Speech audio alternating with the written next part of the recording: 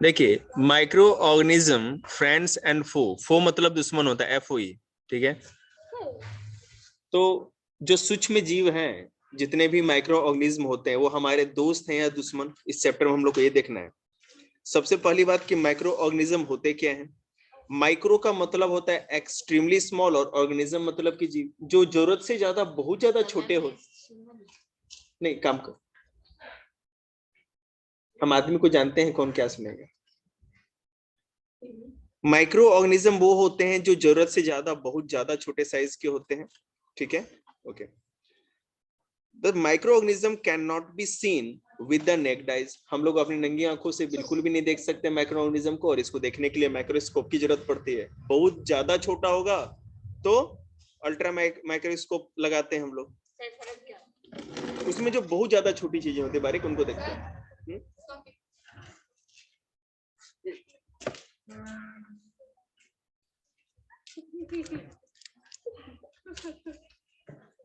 अच्छा भाई बैठो, शांति।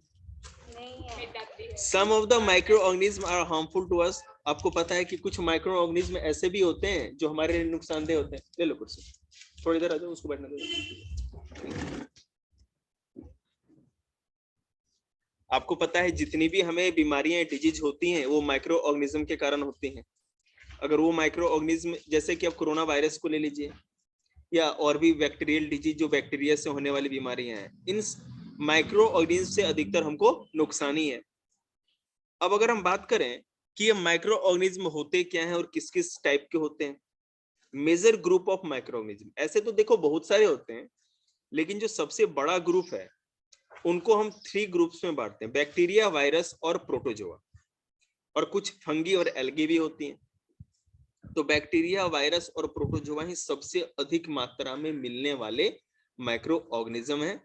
कुछ फंगी भी होती हैं और कुछ एल्गीज भी होती है। देखिए, माइक्रो ऑर्गेनिज्म में भी यूनिसेलुलर या सिंगल सेल्ड, और मल्टी सेलुलर या मैनी सेल्ड, ठीक है। अधिकतर माइक्रो ऑर्गेनिज्म सिंगल सेल्ड होते हैं, मतलब कि उसमें एक ही कोशिका होती है ना, जिसको यूनिसेलुलर भी कहते हैं हम लोग। जानना कोई खराब नहीं है, तुम ही लोग के चलते हैं ना, हम लोग क्या कहते हैं, अंग्रेजों के पिट्ठू बन गए। हर चीज का महत्व है बेटे, इसीलिए मैं बोलता हूँ, पागल थोड़ी नहीं बोल रहा हूँ। सबसे पहले बात करेंगे बैक्टीरिया की। Bacteria are very small single celled micro organism which have cell walls but do not have an organised nucleus and other structure. जो हमारा, जो आसपास हम जितने भी टाइप के बैक्टीरिया देखते हैं, सिंगल सेल्ड होता है। एक बैक्टीरिया के अंदर एक ही सेल होगा, इसका न्यूक्लियस अच्छे तरह से डेवलप नहीं रहता, और भी अदर स्ट्रक्चर जो सेल के अंदर होते हैं, जो सेल चैप्टर आप लोग को पढ़ाया था उस हिसाब से इसके अंदर नहीं होता। इसका जो न्यूक्लियस के चारों तरफ जो न्यूक्लियर मेम्ब्रेन होती है, और एक सेल के चारों बाहर तरफ जो प्लाज्मा मेम्ब्रेन होती है, तो न्यूक्लियर मेम्ब्रेन बिल्कुल भी डेवलप नहीं होता, जिस कारण से न्यूक्लियस और ये जो पूरा का पूरा सेल के अंदर का जो भी लिक्विड मटेरियल है, एक बिल्कुल मिला होता है, घुला हुआ होता है।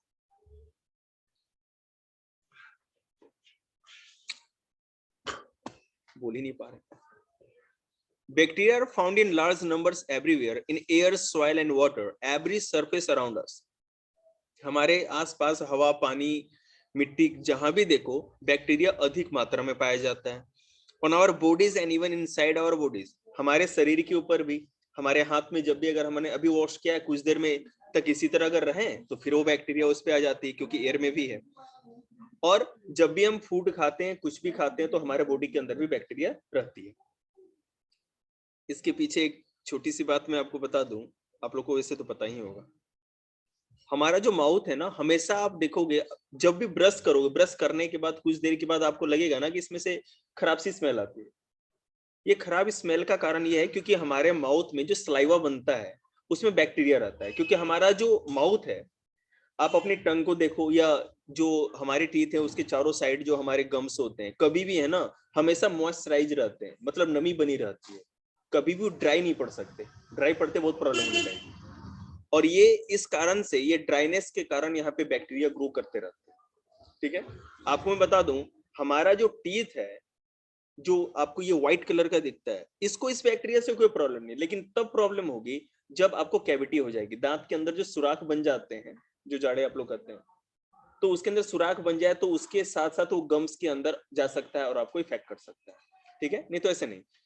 और जब भी हम कोई भी फूड खाते हैं, आप पानी का घूंट पीते हो या आप खाना खाओगे, तो सीधे ओसोफेगस या फूड पाइप के थ्रू होते हुए आपके स्टमक में जाता है। स्टमक में क्या होता है सरदा? क्या? जो बैक्टीरिया को मार देता है, किसी भी हार्मफुल बैक्टीरिया को। कौन बच्चा बताएगा?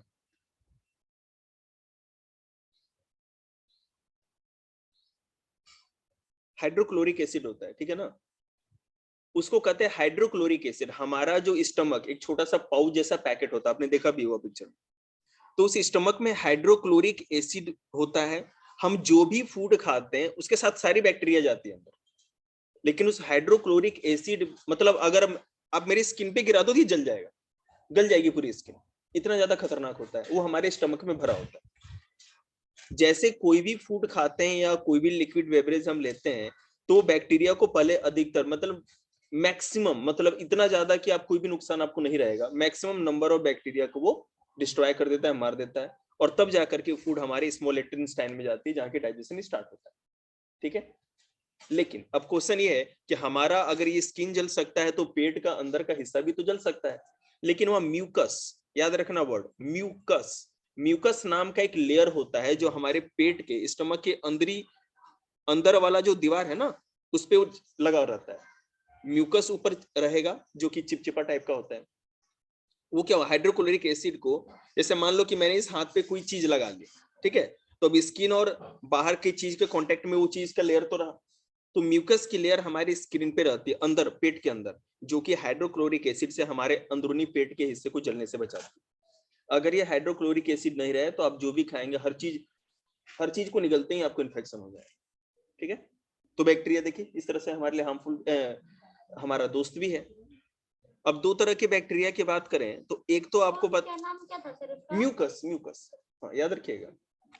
यहाँ पे होता कहाँ पे, मतलब पेट के अंदर, जैसे हमारे स्टमक है ना, तो स्टमक का अंदरूनी दीवार, जैसे मान लीजिए आप स्किन है, तो हमारे जो मांस के अंदर से चमड़े की लेयर वो अंदरूनी हुई ना, तो उसी तरह से आप समझ लीजिए अंदर से होता है। अब अगर हम बात करें बैक्टीरिया की जो हमारे आम जो लाइफ में दिखता है, तो देखो दो तरह के बैक्टीरिया तो हम हर दिन, एक तरह से मुझे छोड़ के आप लोग तो यूज करते ही हैं, क्योंकि मैं दही नहीं खाता। दही में लैक्टोबैसिलस बैक्टीरिया होता है, और वो क्या करता है, लैक्टोबैसिलस बैक्टीरिया का खासियत सुन लीजिए, जो लोग भी दही यूज करते हैं उनकी आंतें अच्छी होती है। इंटेस्टाइनल जो हेल्थ है, हमारी आंतों के स्वास्थ्य के लिए ये लैक्टोबैसिलस बैक्टीरिया अच्छा होता है।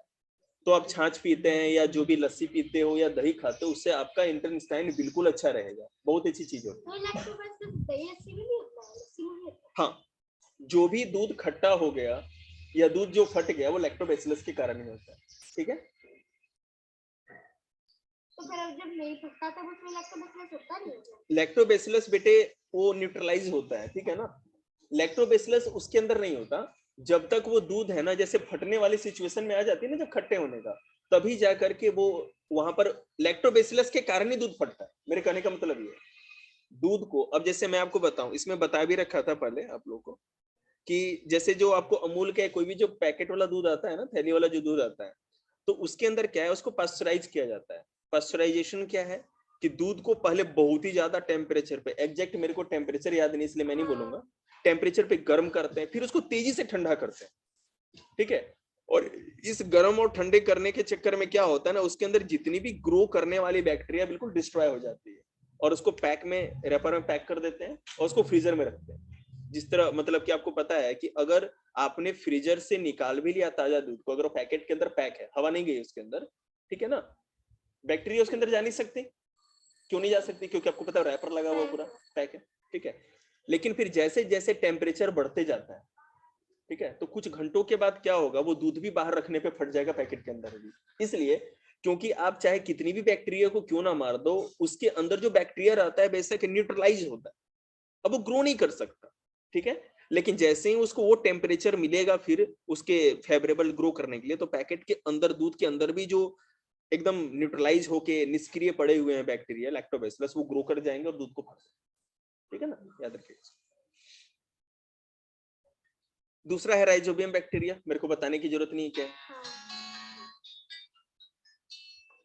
हेलो, हाँ बेटा पढ़ रहा है, वो कह रहा है कि सर मैं थोड़ी देर में जाऊंगा, भी लिखूंगा नोट्स, तो मेरे पास ओके। तू भी सीख ले भाई से कुछ अपने, ये नहीं सुन।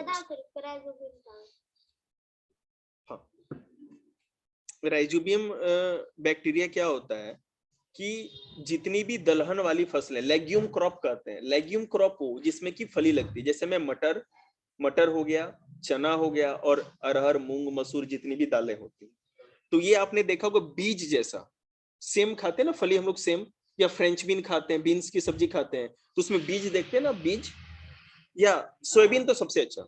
इसमें क्या होता है कि इस तरह के पेड़ पौधों की जड़ों में ही राइजोबियम, सीडोमोनास और भी बहुत सारी कैटेगरी होती है, आप केवल राइजोबियम अभी जानो, ठीक है। राइजोबियम नाम का बैक्टीरिया होता है, वो करता क्या है, हमारे एटमॉस्फेयर में 78% नाइट्रोजन है, हम इस नाइट्रोजन को ना तो इंसान लेते हैं, जैसे अगर हम ये जो सांस लिया आपने, इसमें केवल ऑक्सीजन ही लिया है, ऑक्सीजन के साथ साथ carbon dioxide, carbon monoxide, nitrogen dioxide, ये सब कुछ अंदर गया। नाइट्रोजन जितना अंदर जाता है जैसे का जैसे वैसे का वैसे बाहर निकल जाता है, हम लोग इसको बिल्कुल यूज नहीं करते। पेड़ पौधे भी नाइट्रोजन को यूज नहीं कर सकते। लेकिन होता क्या है, हमारे अर्थ पर बिना नाइट्रोजन का तो लाइफ ही एग्जिस्ट नहीं कर सकता। आप लोग को सेल पढ़ाया है मैंने, तो सेल आपको पता है ना, सेल के अंदर डीएनए होता है, और डीएनए प्रोटीन का बना होता है। इस अर्थ पर प्रोटीन का चाहे कोई भी सोर्स हो, ठीक है, अगर आप अपना भी हाथ का मांस निकाल करके अगर देखो तो उसमें भी प्रोटीन है, प्रोटीन स्टोर होता है ना। शेर या जो भी कार्निवोरस एनिमल है क्या करते हैं, इसी प्रोटीन को खा के अपना लाइफ सर्वाइव करते हैं, जीते हैं, ठीक है। जो भी प्लांट्स होती है, सारे प्लांट्स में नहीं लेकिन अधिकतर प्लांट्स में वो प्रोटीन स्टोर होता है। ये कौन मारा रे, तो जितनी भी दलहन वाली फसलें होती हैं उनकी जड़ों में ये राइजोबियम होता है, वो एटमॉस्फेयर से, ये बैक्टीरिया ही, राइजोबियम नाम का बैक्टीरिया एटमॉस्फेयर से उस नाइट्रोजन को लेता है ब्रीदिंग करके, और उसको प्रोसेस करके नाइट्रेट में बदल देता है, ठीक है। किसमें, नाइट्रेट में। नाइट्रेट एक तरह की खाद होती है, और पेड़ पौधे उस नाइट्रेट को ले लेते हैं और अपने अंदर फिर प्रोटीन बनाने का काम करते हैं। एनिमल अपने अंदर प्रोटीन नहीं बना सकता, हम लोग कहीं से भी प्रोटीन नहीं ले सकते, प्लांट से ही प्रोटीन हर जगह पहुंचा है। अब जितने भी जानवरों का मांस खाया जाता है, बकरी हो, भेड़ हो, मुर्गी हो, या कोई भी चीज हो, वो सारे के सारे प्लांट प्रोडक्ट्स पे किसी न किसी तरह डिपेंडेंट होती है, ठीक है। और वो प्लांट प्रोडक्ट्स जो भी खाते हैं उनके बॉडी में ये नाइट्रोजन, सॉरी, प्रोटीन स्टोर रहता है, और फिर उसको खाने से आगे बढ़ता है। तो अगर आप शाकाहारी हो, अगर आपको मीट नहीं खाना है, तो आपको बोला जाता है कि सबसे अधिक प्रोटीन दलहन वाली में, दाल में या सोयाबीन में ही होता है, क्योंकि वो डायरेक्ट सीधे प्रोटीन को सिंथेसाइज करते हैं। तो जितनी भी लेग्यूम, इसको है ना दाल वाली फसल नहीं कह के लेग्यूम क्रॉप्स कहेंगे आप, ठीक है। लेग्यूम क्रॉप्स मतलब दलहन वाली बीज वाले पौधे, ठीक है।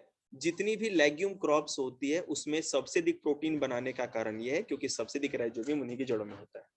तो आप पूछेंगे कि ऐसा तो जरूरी नहीं कि हिरन जंगल में जहां वो दाल वाली ही फसल खाए, वो तो घास भी खाती है।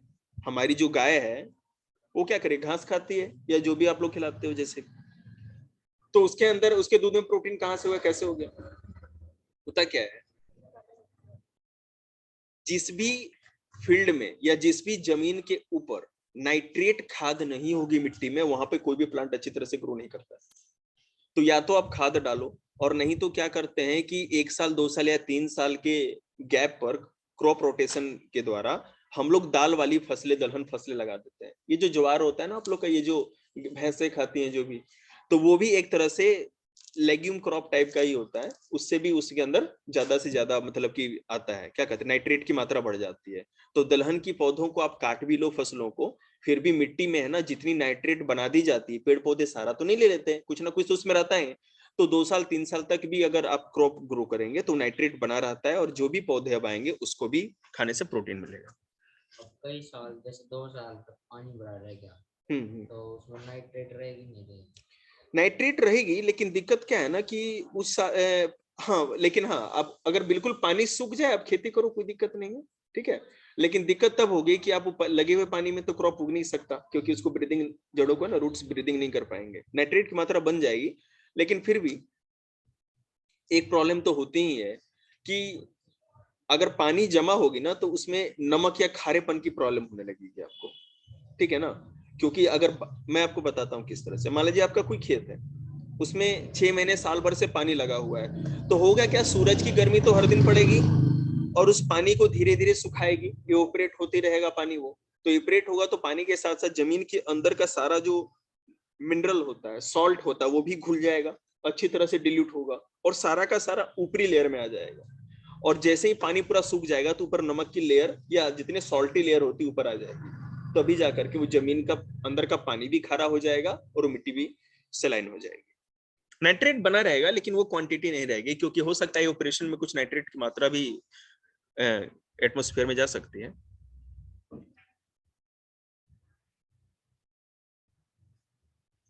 देखिए, some of the human disease causes, इसको नाइट्रोजन फिक्सेशन कहते हैं, ठीक है। Nitrogen fixation and decomposition of waste organic matters. On the other hand some of the bacteria cause disease, tuberculosis TB जो होता है, डिप्थीरिया होता है, ऊपिंग कफ मतलब कुकुर खांसी, कुत्ते की तरह खांसते रहते हैं कुछ लोग, फूड पॉइजनिंग हो गया, कॉलेरा हो गया, टाइफाइड हो गया, ये और डायरिया जो होता है, ये सारे के सारे बैक्टीरियल डिजीज है, बैक्टीरिया से होने वाली बीमारियां, ठीक है। सबसे इंटरेस्टिंग जो है इसमें वायरस, इसके बारे में वैज्ञानिकों को पता भी है और वैज्ञानिक इसका कोई उपाय भी जल्दी नहीं निकाल पाते।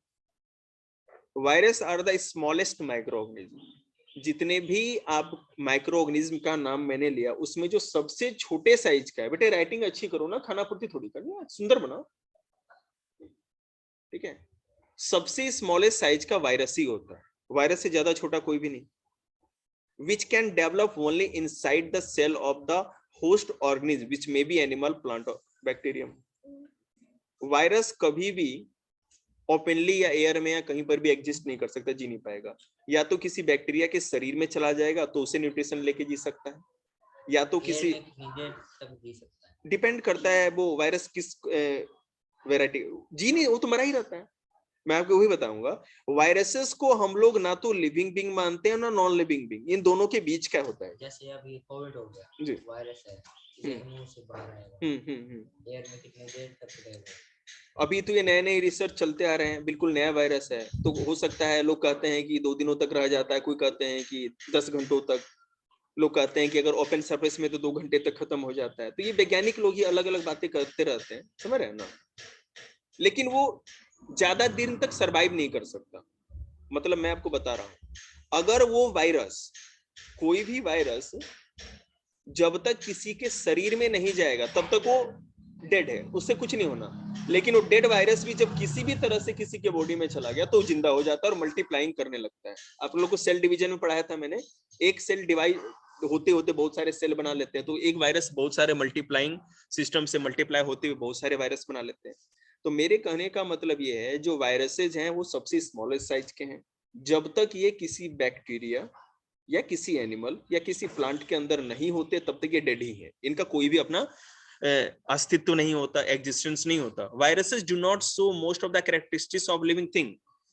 और इसको नॉन लिविंग क्यों कहते हैं या निर्जीव चीज क्यों कहते हैं, क्योंकि ये जीवित चीजों की तरह या जिंदा ऑर्गेनिज्म की तरह कोई बिहेव नहीं करता। बहुत सारे इसके गुण ऐसे हैं जो लिविंग ऑर्गेनिज्म में से है ही नहीं। सर जब ये बाहर होता है, मतलब कोई भी वायरस जब बाहर होता है तो मतलब उसको किस चीज की जरूरत पड़ती है, कोई गैस, कोई तो गैस होती है। नहीं, ये ब्रीदिंग नहीं करते ना भाई, अभी सुन लीजिए, 2 लाइन सुनेंगे आपको खुद क्लियर हो जाएगा।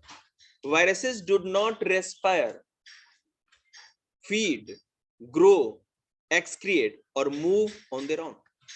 वायरस ना तो रेस्पायरेशन करते हैं, रेस्पायरेशन मतलब एनर्जी के लिए कोई तरह की हवा नहीं चाहिए इसको, ऑक्सीजन नहीं, ब्रीदिंग नहीं करते, ना तो ये कुछ खाते हैं, ग्रो भी नहीं करते, ना किसी तरह का वेस्ट निकालते हैं, और ना एक जगह से दूसरी जगह तक अपने आप मूव कर सकते हैं।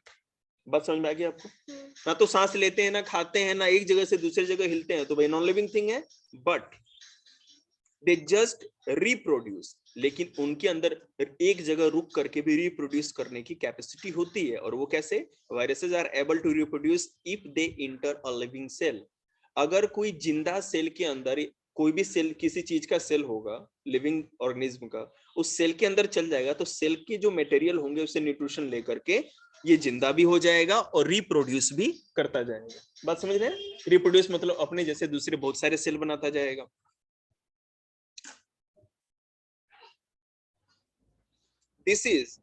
That is, viruses can reproduce and multiply only inside the cell of the organism, such as animal cell, plant cell और bacteria cell. बैक्टीरिया, कोई भी एनिमल या किसी भी प्लांट के अंदर ही ये वायरस जा करके मल्टीप्लाई हो करके ग्रोथ कर सकते हैं।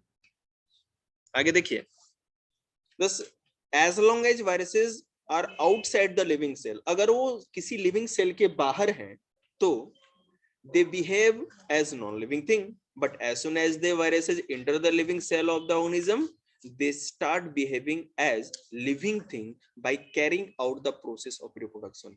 जब तक किसी भी लिविंग सेल के बाहर हैं ये नॉन निर्जीव जीव की तरह बिहेव करेंगे, नॉन लिविंग की तरह। लेकिन जैसे ही किसी भी एनिमल के अंदर चले जाएंगे, बॉडी के ह्यूमन सेल या किसी भी लिविंग ऑर्गेनिज्म के सेल के अंदर चले जाएंगे, लिविंग सेल के अंदर, तो ये क्या करेंगे? एक लिविंग ऑर्गेनिज्म की तरह बिहेव करेंगे, एक सजीव जीव जंतु की तरह। और वो सबसे बड़ा इनका कैरेक्टरिस्टिक क्या हुआ? रिप्रोडक्शन का। अपने जैसे और भी वायरस बनाते चले जाएंगे।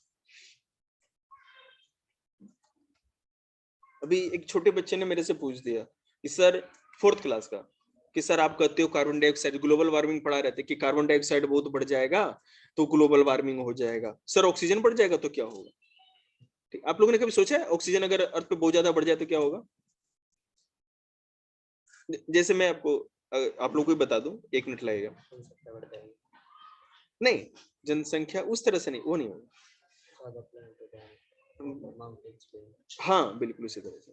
सबसे पहला तो अगर आप ह्यूमन हेल्थ की बात करें तो इस पे क्या असर पड़ेगा? आपने है ना कोविड के दौर में भी देखा होगा, हम जब ऑक्सीजन सिलेंडर भी किसी को लगाते हैं ना तो उसमें बहुत ज्यादा ऑक्सीजन नहीं दे सकते, एक लिमिटेड मात्रा में देना पड़ता है, क्योंकि बहुत ज्यादा ऑक्सीजन अगर एटमॉस्फेयर में हो जाएगा। देखिए, आपने सांस लिया, एक्सहेल किया, इनहेल किया, सॉरी, तो ऑक्सीजन के साथ साथ आपने कार्बन डाइऑक्साइड भी लिया है, आपने नाइट्रोजन भी लिया है, और जो भी आसपास की गैसें जो कि सारी की सारी गई हैं। इसका मतलब क्या हुआ? ऑक्सीजन की क्वांटिटी एक लेवल में गई है। अब इस एटमॉस्फेयर में केवल ऑक्सीजन का लेवल बहुत ज्यादा बढ़ जाए तो निश्चित रूप से और गैसेस कम होंगी ना। इसका मतलब कि हर बार जब आप ब्रीथ करोगे तो जो क्वांटिटी ऑफ ऑक्सीजन आपने इनहेल किया है उसमें ऑक्सीजन ज्यादा होगा। अगर ऑक्सीजन ज्यादा आप इनहेल करोगे, इसका मतलब आपके फेफड़ों को अब ज्यादा से ज्यादा ऑक्सीजन लेना पड़ेगा। एक ये पॉइजनस गैस बन जाएगी आपके लिए, आपके फेफड़े डैमेज हो जाएंगे, आपको कफ होने लगेगा। ऑक्सीजन का कंसंट्रेशन मतलब कि जमने लगेगी आपके फेफड़ों के अंदर, ब्रोंकिस में, ठीक है ना। और इससे क्या दिक्कत होगी कि एक बाद ऐसा समय आएगा कि इसी ऑक्सीजन के चलते आपके फेफड़े या लंग्स फेलियर हो जाएगा, लंग्स फेल हो जाएंगे और आप मर सकते हैं। एटमॉस्फेयर की पेड़ लगाने की बेटे, क्योंकि हम लोगों को ऑक्सीजन तो बढ़ानी ही है, लेकिन मैं उस मामले में कर रहा हूं जब बहुत ज्यादा एक्सेस अमाउंट ऑफ ऑक्सीजन हो जाए, ठीक है ना। अभी क्या है, हमारे एटमॉस्फेयर में जो पेड़ पौधे रहते हैं वो ये भी तो करेंगे ना कि जहरीली गैसेस का निवारण करेंगे। ये कार्बन डाइऑक्साइड जो बढ़ा हुआ है ना, इसको सक करें। ऑक्सीजन बेशक वो छोड़े, लेकिन उतनी मात्रा में ऑक्सीजन नहीं होगा। वो उतनी ज्यादा मात्रा में ऑक्सीजन बढ़ने के लिए बहुत ज्यादा प्रॉब्लम है। अब जैसे आपको पता है ना कि अगर आप माउंट एवरेस्ट की बात करें, अगर ऑक्सीजन की मात्रा बहुत ही ज्यादा बढ़ जाए तो माउंट एवरेस्ट पे भी आपको झाड़, जंगली झाड़, पत्ती, पेड़ पौधे सब कुछ मिल जाएगा। वहां माउंट एवरेस्ट के ऊपर अमरूद का पेड़ लगा लो, कोई प्रॉब्लम नहीं है। उसके साथ साथ क्या होगा कि जीव जंतु भी हर जगह हम मिलेंगे, ठीक है ना। बहुत ज्यादा हाइट पे क्यों नहीं जीव जंतु पाए जाते? क्योंकि भाई वहां पर ऑक्सीजन की सप्लाई ही नहीं है। ऑक्सीजन नहीं तो कोई भी चीज नहीं, हर तरह से दिक्कत हो जाएगी। एक बात और, एटमॉस्फेयर पे इसका इंपैक्ट ये भी होगा कि हमारा एटमॉस्फेयर है ना ज्यादा डेंस हो जाएगा, गाढ़ा हो जाएगा। Oxygen is a heavy gas, और हैवी गैस नीचे रहेगी तो गाढ़ी हो जाएगी और सनलाइट ज्यादा से ज्यादा अर्थ तक आ ही नहीं पाएगा इसको क्रॉस करके। ये प्रॉब्लम, बहुत सारी प्रॉब्लम होगी। वायरसेस की बात करें,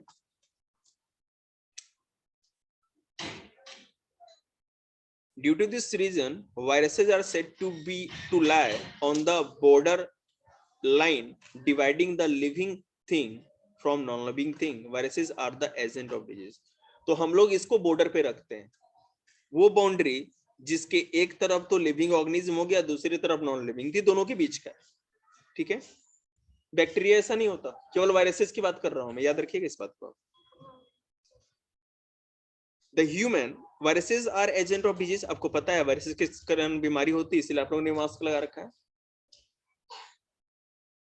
Viruses causes a variety of disease in human being, other animal and plants. The human disease such as common cold, influenza, measles, polio, chickenpox, smallpox, corona also are all caused by viruses. The two examples of viruses are common cold virus and human immunodeficiency virus HIV. ठीक है, HIV का full form होता है human immunodeficiency virus. ये दो हमने सुन रखे हैं, अब कोरोना का भी सुन रखा है। तो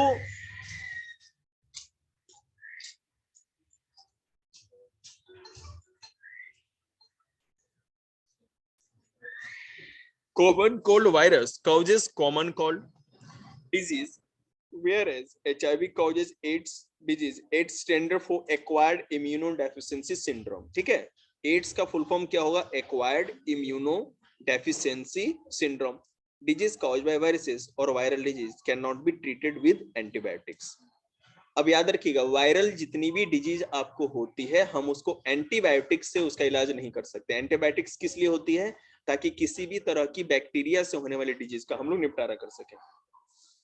हमें कट लग जाता है, कभी चोट लग जाता है, तो डॉक्टर घाव सूखने के लिए क्या देता है? एंटीबायोटिक्स देता है, ठीक है। अगर बहुत ज्यादा पेन है तो पेन किलर दे, लेकिन एंटीबायोटिक्स की बात बताऊंगा। अब आपने सोचा है कभी एंटीबायोटिक्स की दवा घाव सूखने के लिए वो क्यों देता है? सोचिए आप लोग का क्या लॉजिक करता है इसके लिए? जी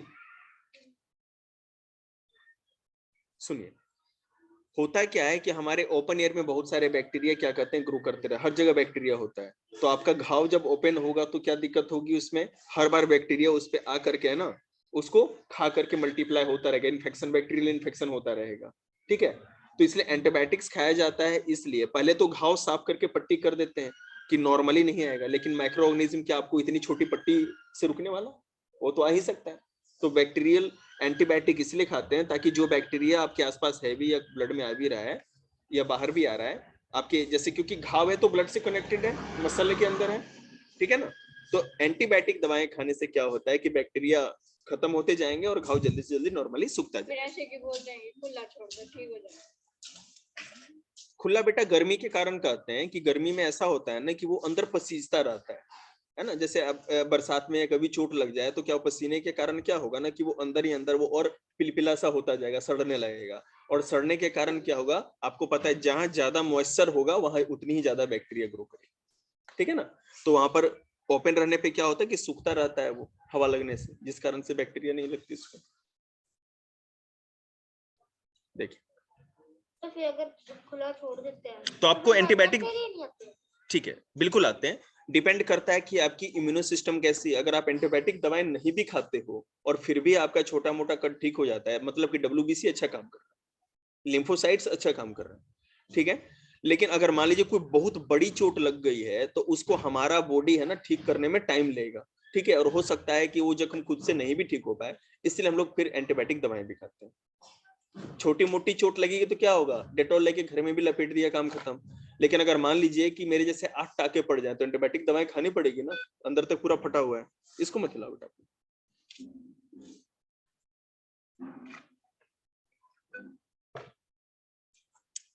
ठीक है, ये क्लियर हो गया वायरस के बारे में भी और बैक्टीरिया के बारे में समझ ही गए होंगे आप। अब प्रोटोजोआ के बारे में देखते हैं। Protozoa are a group of single celled micro organism which are classified as animals, ठीक है। ये भी सिंगल सेल्ड ही माइक्रो ऑर्गेनिज्म होते हैं प्रोटोजोआ भी। और ये मैं बता दूं प्रोटोजोआ बेटा प्लांट नहीं होते, एनिमल होते हैं, ठीक है ना। प्लांट नहीं एनिमल होते। बैक्टीरिया, वायरस और प्रोटोजोआ ये तीनों की तीनों प्लांट नहीं है, एनिमल है, ठीक है। Protozoa are animal like just as a algae are plant. और एल्गी, ब्लू ग्रीन एल्गी के बारे में भी सुना होगा, आप लोगों को बताया था मैंने, लेकिन याद नहीं होगा करता क्या है। सर पता है, बताइए। राइजोबियम जैसे काम करता है। ब्लू ग्रीन एल्गी क्या करता है सर ना? जैसे राइजोबियम काम करता है। और मत नोट्स लिखो, इसी तरह गोबर रहोगी जिंदगी भर सारे। वही काम करता है, ये ऑक्सीजन भी देता सर, वही तो मेन काम है उसका। ब्लू ग्रीन एल्गी समुद्र के अंदर होता है एक्वेटिक प्लांट्स के रूप में, और पूरे अर्थ पर ऑक्सीजन की सप्लाई ही वही करता है। अभी अभी मारूंगा उठा के, फिर अभी बताया नहीं, तू बैठा हुआ तो मैं तुमसे उम्मीद कर रहा था। अगर बेटे, आपकी बात मैं बता रहा हूँ, कोई भी बच्चा हो, अगर आप नोट्स नहीं लिखोगे ना, आपको याद नहीं रहेगा। ह्यूमन ब्रेन, ये आपकी गलती नहीं है, हमारा ब्रेन ही ऐसा है कि हम कोई जो भी सामने आएगा उसको याद रखेंगे, पीछे की चीजें भूल जाएंगे, नॉर्मल सी बात है। तो आपको नोट्स लिखना है ना। देखिए, protozoa are found in ponds, lakes, dirty water drain, ठीक है।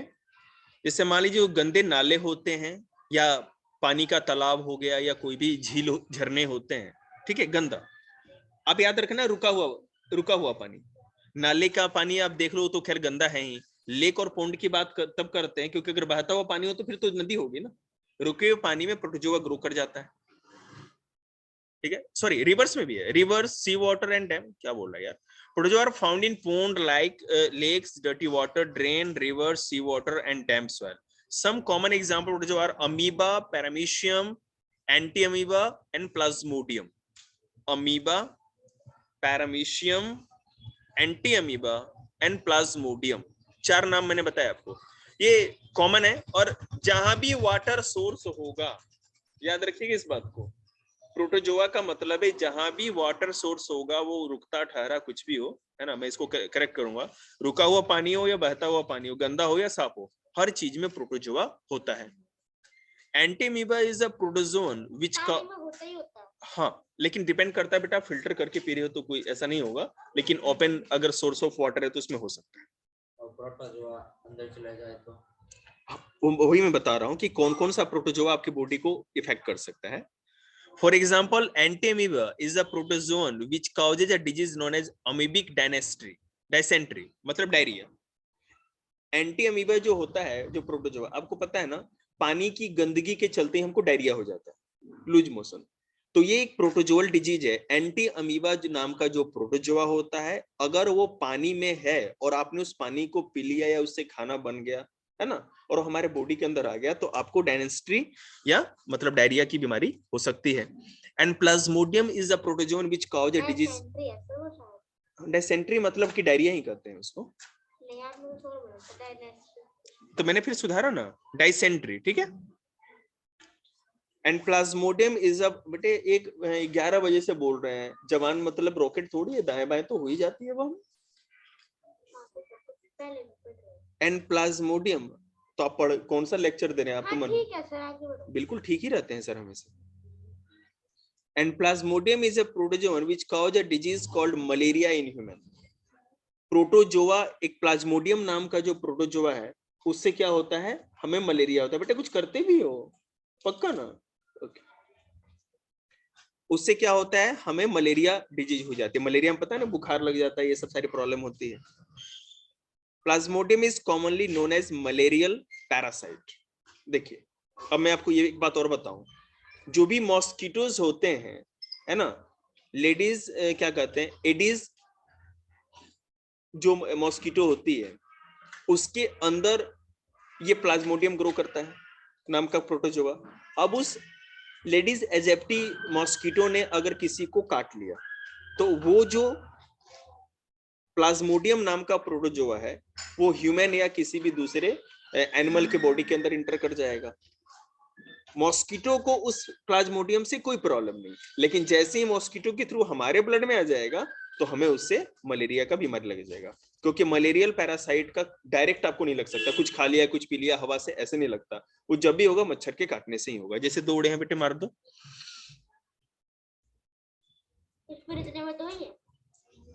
हमें तो 2 ही दिखे। Algae, algae is a large group of simple plant like organism. Algae Hindi में बेटा शैवाल जिसको कहते हैं वो क्या है, प्लांट है। ऐसा माइक्रो ऑर्गेनिज्म जो कि प्लांट है, एनिमल नहीं है। They contain chlorophyll and produce food by photosynthesis just like plant. उसके अंदर क्लोरोफिल होता है। एल्गी मतलब समझ रहे हैं ना, ये जैसे बाहर देखिए यहाँ पे जमीन पर वहां देखिए काई लगी है ना ग्रीन ग्रीन कलर की, ये एल्गीज ही है। हम लोग भी कुछ खेती करते हैं। ये क्या करते हैं कि जस्ट लाइक प्लांट ये फोटोसिंथेसिस करते हैं, फूड अपना खाना बनाते हैं, ठीक है। Algae however differ from plants because they do not have proper roots, stem and leaves। लेकिन ये नॉर्मल प्लांट से थोड़े अलग होते हैं और उसका कारण ये है क्योंकि ना तो इनके रूट्स होती है, ना तो स्टेम होती है और ना ही लीव्स होते हैं। Some of the example of algae are chlamydomonas, spirogyra, blue green algae, diatom, seaweeds. ये डायटम देख रहे हैं, DIATOM।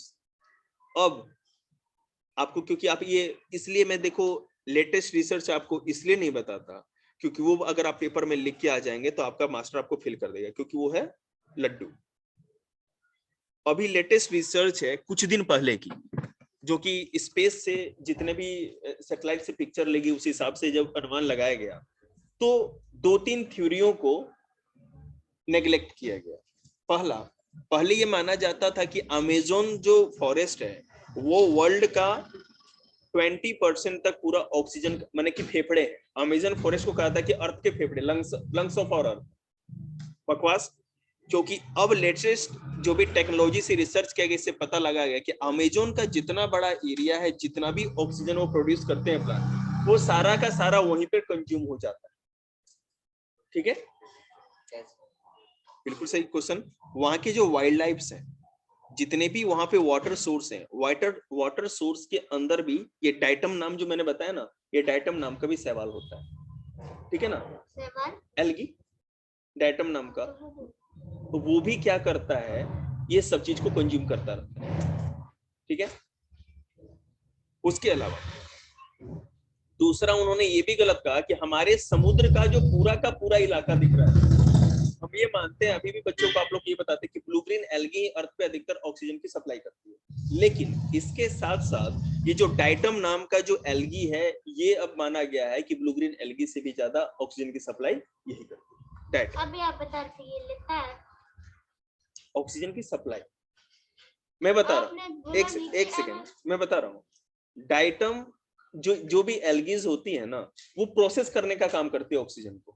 ठीक है, और एक सेकेंड, हाँ तो फिर ऑक्सीजन तो वो भी दे रहे हैं ना। नहीं, एक सेकेंड, ये कॉन्सेप्ट क्या था उसका?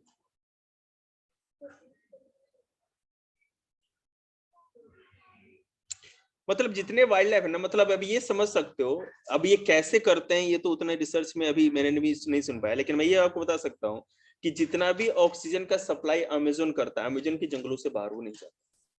ठीक है, वो अमेज़न के जंगलों में ही रह जाता है और वहीं पर उनका कंजम्पशन हो जाता है। लेकिन अगर पूरे समुद्र की बात करें, जो हम लोग पहले से मानते थे कि जो ब्लू ग्रीन एल्गी जो है वही हमारे अर्थ पर सबसे अधिक शुरुआती दौर में जब से धरती बनी है तब से वही ऑक्सीजन की सप्लाई कर रही है, इस कॉन्सेप्ट को झुठला दिया गया। ब्लू ग्रीन एल्गी की जगह जो दूसरी एल्गी डायटम है ना, डायटम सबसे अधिक ऑक्सीजन को की सप्लाई करती है। आगे देखिए, most of the algae are multi cellular. एक चीज याद रखिएगा, यहां पर some of are unicellular also, कुछ यूनिसेलुलर होती है लेकिन अधिकतर एल्गीज मल्टी सेलुलर होती है, एक से ज्यादा सेल वाली होती है। For example chlamydomonas and diatom, ये जो दोनों हैं सिंगल सेल्ड एल्गी होती है, but whereas blue green algae, spirogyra और multicellular. Blue green algae और स्पायरोगेरा मल्टी सेलुलर होती हैं, एक से अधिक सेल होता है। The blue green algae have the ability to fix nitrogen gas of atmosphere. Blue green algae क्या काम करती है कि नाइट्रोजन फिक्सेशन का भी काम करती है। Fungi are a large group of organism which do not have chlorophyll and do not photosynthesize. Fungi एक लार्ज ग्रुप है ऑर्गेनिज्म का, ये ना तो भैया क्लोरोफिल इनके अंदर होता है और ना ये फोटोसिंथेसिस करते हैं। Some example of fungi are yeast, mould, ठीक है, mold, okay, mushroom, toadstools and puffballs. All fungi are made up of fine thread of called phyphene. ठीक है, some fungi look like plant but they cannot make their own food like the plant do. ये plant product ये मानते हैं इनको, लेकिन ये plant के जैसा इसलिए नहीं होते क्योंकि अपना खाना खुद नहीं बनाते। कौन? फंगिस। ठीक है, fungi need moist and warm condition to grow. ठीक है, उनको गर्माहट वाला और नमी वाला वातावरण। अरे वो जो बेटे मशरूम नहीं हो जाता, उसी तरह की सारी फंगी होती है, कुछ माइक्रोस्कोपिक होती है, कुछ बड़ी होती है।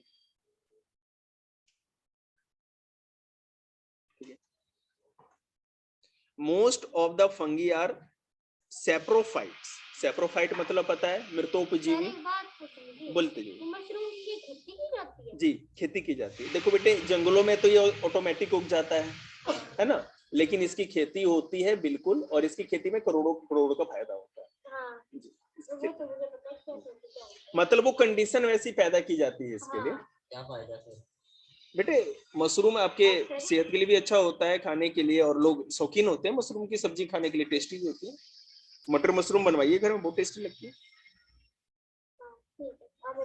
ठीक है, जैसे कि ये जो मशरूम होते हैं जंगलों में होते हैं, नॉन वेज होते हैं? नहीं, वेजिटेरियन। ये प्लांट प्रोडक्ट है ना, ये प्लांट है इसमें, मतलब सड़े। जब गूगल भी आपसे बात करते थे, फिर वो बताते नहीं थे वो जैसे कि कोई आदमी वगैरह मर गया, फिर कोई जानवर वगैरह मर गया, तो उसके थोड़ा वो दे रहे। तो बेटे अच्छी बात की आपने। हम जिस मिट्टी पे तुलसी का पौधा भी उगाते हैं ना, उसके अंदर जो खाद जाती है, गोबर वाली खाद, उस गोबर के अंदर ही बहुत सारे बैक्टीरिया, जीव जंतु मरे होते हैं, उसी से तो खाद बनती है। एक डजन मैटर, ठीक है ना, इससे कुछ नहीं। देखिए, तो जो फंगी है, जो हमारा फंगस है, they feed on living thing and cause disease. ठीक है, सबसे पहले तो क्या होता है, मैं फंगस का एक बात बता दूं। Most of the fungi saprophytes which feed on dead thing like remain of dead plants and animals. वही बात है, जो भी मरे हुए जीव जंतु या पेड़ पौधे होते हैं, उसी के बॉडी पे ये ग्रो करते हैं, उसी से न्यूट्रिशन लेते हैं। Some of the fungi are parasites. कुछ फंगी ऐसे होते हैं जिनको परजीवी कहते हैं, जो दूसरे की बॉडी में रह के ग्रो करते हैं।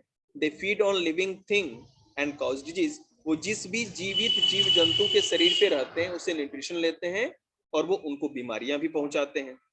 A mold is a fur-like growth on minute fungi occurring on organic matter in moist and warm conditions. Some of the example of mold fungi are Rhizopus, bread mold, bread के ऊपर जो लगा होता है वो रोए रोए जैसा,